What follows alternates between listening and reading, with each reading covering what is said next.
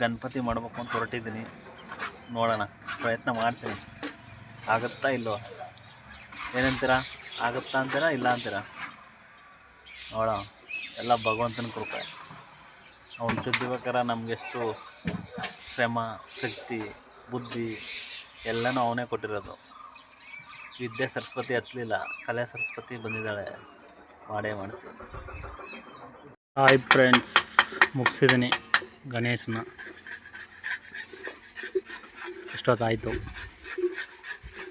5 ಗಂಟೆನ time. 5 ಗಂಟೆ.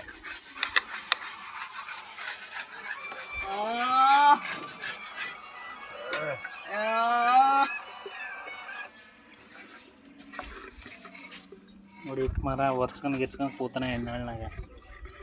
ನೋಡಿ, ಬರೀ ಇದೇ ಕೆಲಸ. ಒಂದು ಒರ್ಸೋದು, ಕೆರೆಯೋದು, ಇಷ್ಟೇ ಕೆಲಸ. ಒಂದು ಮಳ್ಳಿಗಾರ ಕೊಟ್ಬಿಡೋದು, ಹೆಣ್ಮಕ್ಳಾಗ ಒರೆಸ್ದು ಕೂತ್ಕೊಳ್ಳೋದು.